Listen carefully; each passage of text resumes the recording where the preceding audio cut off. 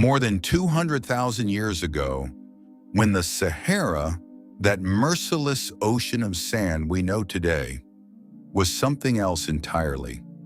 A green and living country, its plains dotted with lakes, its grasslands roamed by elephants and giraffes, its dry riverbeds once full and singing. The people who lived through that vanished paradise left their voices on stone. On the cliffs of the Tassili Niger Mountains, they carved and painted hundreds of scenes, hunts, dances, herds of cattle, sacred rituals, a gallery that ranks among the great treasures of prehistoric art anywhere on Earth. These images whisper something remarkable. Long before a single stone of the Egyptian pyramids was laid, human beings here were already reaching for meaning, already turning toward nature, toward each other, toward beauty itself. Then the sky changed. The rain stopped. The Sahara dried into the world's harshest desert, and the people who had once fished its lakes packed their lives onto their backs and moved north, toward the Atlas Mountains and the Mediterranean shore, carrying with them a memory of green that would never quite fade. Long before a single foreign ship touched these coasts, the Amazigh world already had its own intricate order. Tribes bound themselves through kinship, through councils of elders, through unwritten pacts between desert nomads and mountain farmers, an architecture that would outlast empire after empire. These were people who tamed the horse before almost anyone else, who mastered the camel to cross the desert's cruel distances, who understood a web of trade routes that, centuries later, would carry gold and salt between Black Africa and the Mediterranean. They had no sprawling written script in those early centuries, yet they carried something just as durable, a living tongue called Tamazight, passed mouth to mouth, generation to generation. Every new power that arrived tried to silence it. None ever fully succeeded. 3,000 years later, Tamazight still breathes in the mountains of Kabylia and the Orais, spoken with a quiet, fierce pride no conqueror ever managed to extinguish. About 3,000 years ago, Phoenician sailors set out from Tyre and Sidon and turned their prows west, planting trading posts along the North African coast. They came not as an army, but as merchants, offering purple cloth, glass, and worked metal for ivory, gold, and local captives. One of these outposts, Icosium, would one day become Algiers. Another, Sirta, perched high on its rocky bluff, is now Constantine. But the Phoenicians' greatest legacy was the city they raised in what is now Tunisia, Carthage, which grew into the most formidable naval power of the Western Mediterranean, its influence stretching like a long shadow across the Algerian coast. The native Berbers never fell completely under Carthaginian rule, but through close contact with it, they absorbed new alphabets, farming techniques, and ideas about governing a state, knowledge that would soon change everything. In the 3rd century before Christ, while Rome and Carthage tore at each other's throats in the Punic Wars, a kingdom was quietly taking shape in Berber lands that history would call Numidia. Massinissa, an ambitious young man from the Masili tribe, fought first beside Carthage, then beside Rome, weaving alliances with a political cunning few had seen before. In the end, he united 2 great Berber tribes beneath a single crown, founding the first unified native state this land had ever known. He built a capital at Sirta, expanded agriculture until Numidia became a granary of the Mediterranean, and under his rule, Numidian light cavalry became some of the most sought-after fighters in the ancient world. Even Hannibal had leaned heavily on Berber horsemen before those same riders, now under Massinissa's banner, turned the tide against Carthage at the decisive Battle of Zama, a moment revealing from the very start how this land's fate would always be decided at the crossroads of greater powers' ambitions. But the unity did not last.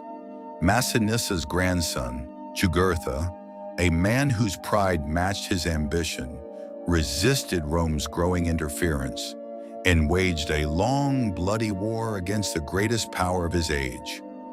Betrayed in the end, he was dragged to Rome and left to die in a dark cell. Yet his defiance became a pattern that would echo across centuries here. Small peoples standing against vast empires, losing again and again, yet never fully surrendering. After Numidia's fall, Rome folded these lands into its provinces, and for centuries, North Africa became one of the wealthiest corners of the Roman world. Cities like Timgad, built on Trajan's orders, and Gemala, nestled among the mountains, displayed a splendor of theaters, baths, temples, and paved streets whose ruins still leave visitors astonished. Berber farmers, working under Roman administration, grew the wheat, olives, and wine that helped feed the city of Rome itself. But this era left behind more than material glory.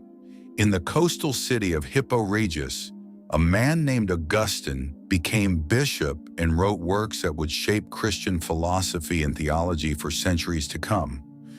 Christianity took root among the Berbers in this period, yet like so many institutions imposed from outside, it never fully fused with native identity, and it stood ready without knowing it, to be swept aside by history's next great wave.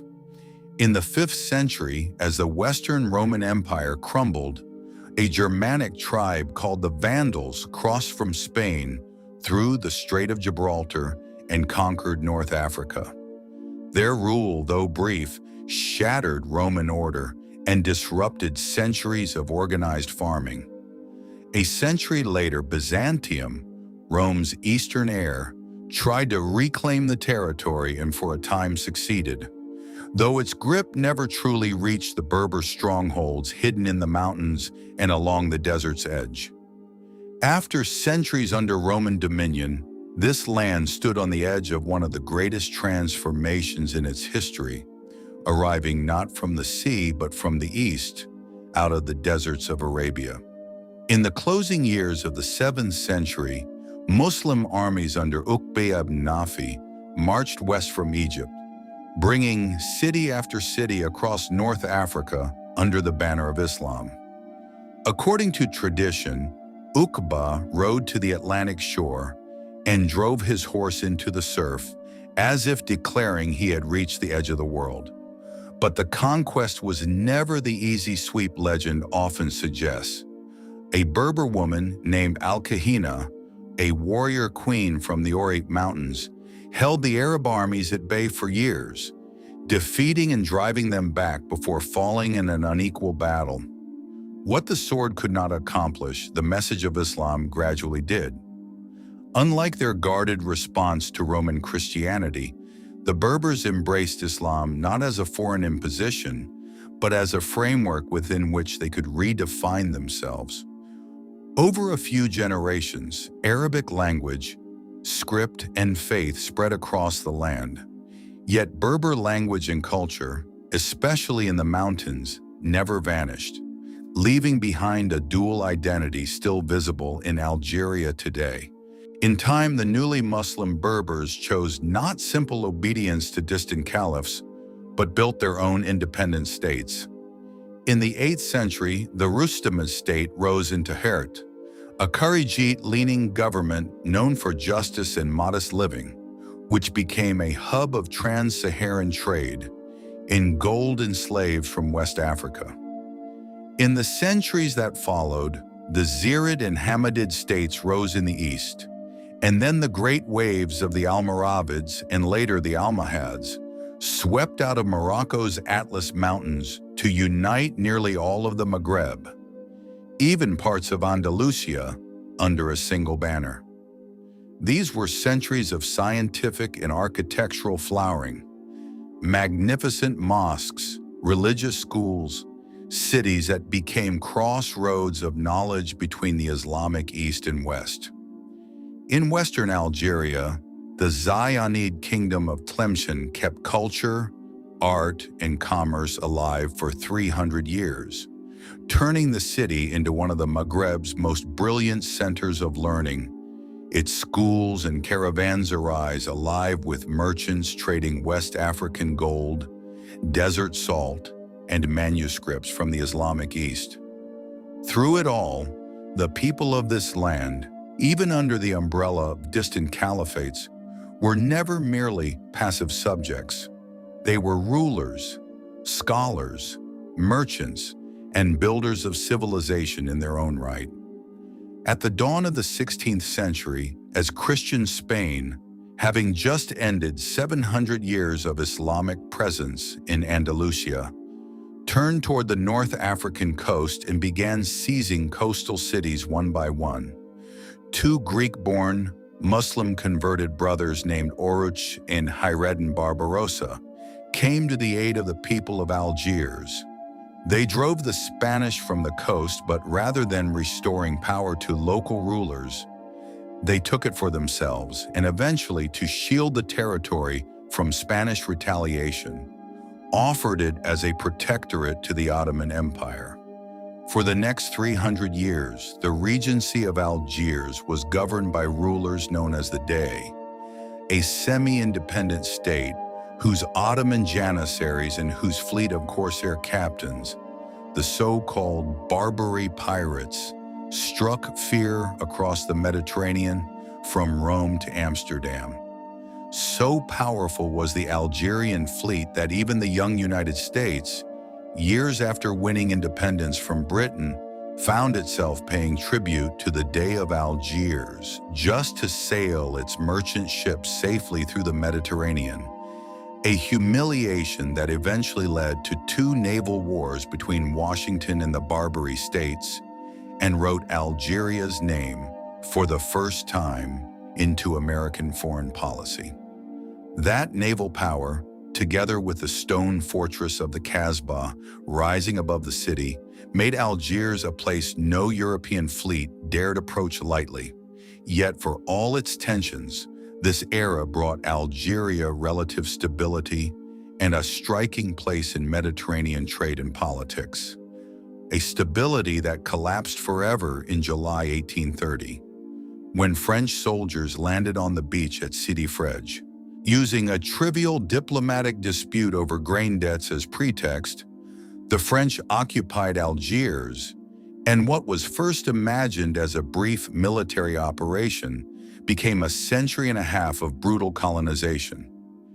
Emir Abdelkader, a young scholar and charismatic commander from the country's west, held the French army at bay for nearly 15 years with guerrilla tactics, built an organized state with its own laws and finances, and became a symbol of resistance whose name is still spoken with reverence.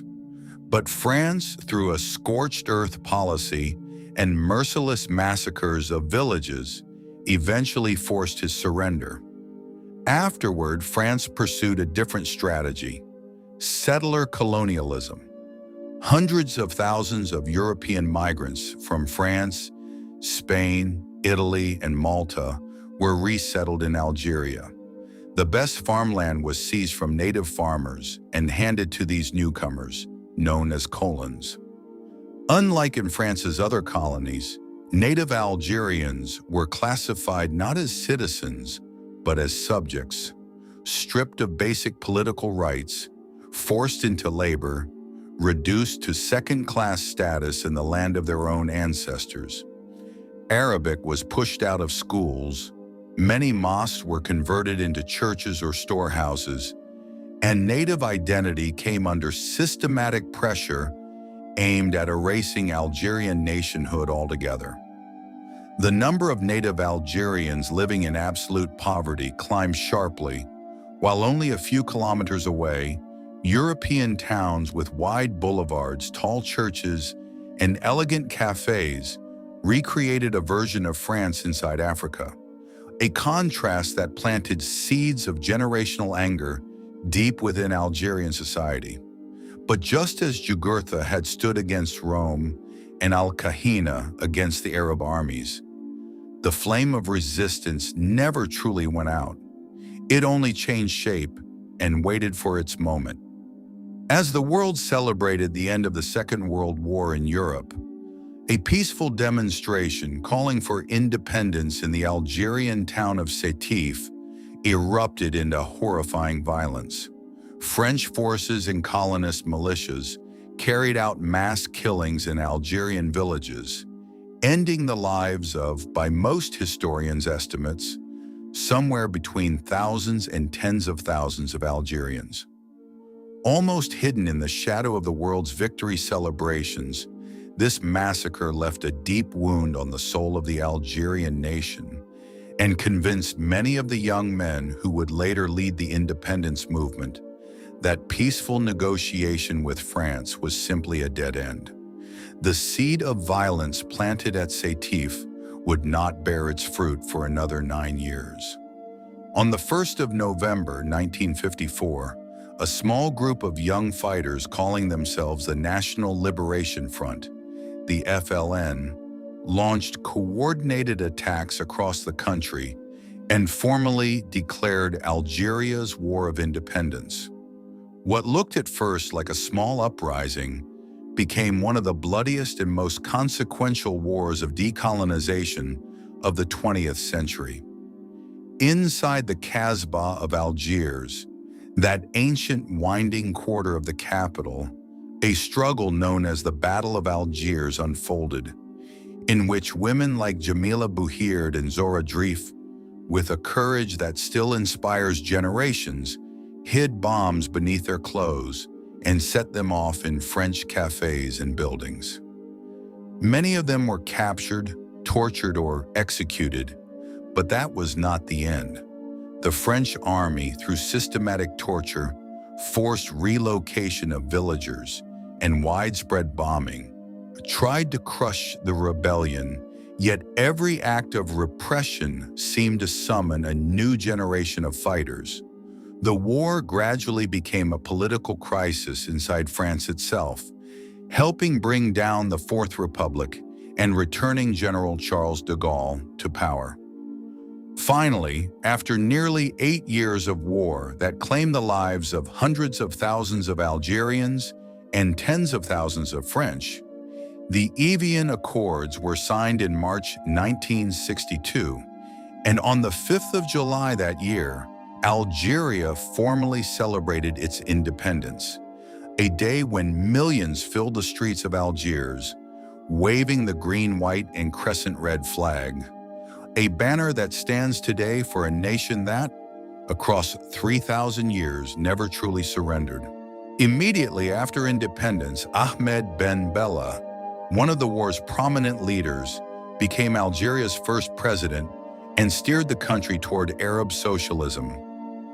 Nationalized industries, land reform, solidarity with anti-colonial movements worldwide. But only 3 years later, in 1965, his defense minister, Houari Boumediene, seized power in a bloodless coup and ruled Algeria for 15 years with an iron grip, paired with an ambitious drive toward industrialization. Oil and gas revenues, discovered and expanded during the same period, allowed Algeria to build factories, universities, and hospitals, but also left the country dependent on a single fragile resource, a dependency that, when global oil prices collapsed in the 1980s, plunged the nation into deep crisis. In October 1988, young Algerians, exhausted by unemployment, inflation, and corruption, poured into the streets, and in the bloody crackdown that followed, hundreds lost their lives. The uprising forced the government into political opening and the country's first multi-party elections. But when the Islamic Salvation Front won the first round of parliamentary elections in 1991, The army's cancellation of the vote plunged Algeria into one of the darkest decades of its history, a period that came to be called the Black Decade. A civil war between the state and armed Islamist groups dragged the country through nearly 10 years of violence, rural massacres, urban assassinations, an atmosphere of fear in which no one, journalist, artist, or ordinary citizen, felt safe. The war is estimated to have claimed more than 150,000 lives before violence gradually subsided in the late 1990s and early 2000s under Abdelaziz Bouteflika's policy of national reconciliation. Abdelaziz Bouteflika, who ruled Algeria for 2 decades, pulled the country out of the Black Decade's violence and, buoyed by high oil revenues in the 2000s, brought her relative stability. But in the final years of his rule, after a stroke had effectively removed him from public life, he chose to run for a 5th presidential term, a decision that in February 2019 sparked one of the largest peaceful protest movements in Algerian history. Known as the Hirak, it drew millions of Algerians of every background and generation into the streets each Friday, without violence and without a centralized leadership, until it finally forced Bouteflika to resign, an achievement that Algeria's young generation, much like their ancestors who once stood against Rome, the Arabs, the Ottomans, and France, won without firing a single shot. Today, Algeria is the largest country in Africa by land area, a nation of striking beauty and deep memory, still wrestling with an economy dependent on oil and gas, the need for diversification, and open questions about its political future. Yet carrying a layered identity, it wears with pride. Arabic and Berber, in its Tifinagh script, both hold official status. Roman, Ottoman, and French architecture stand side by side in its cities, and a young generation, eyes turned toward the world, roots sunk deep in history, is writing this story's next chapter.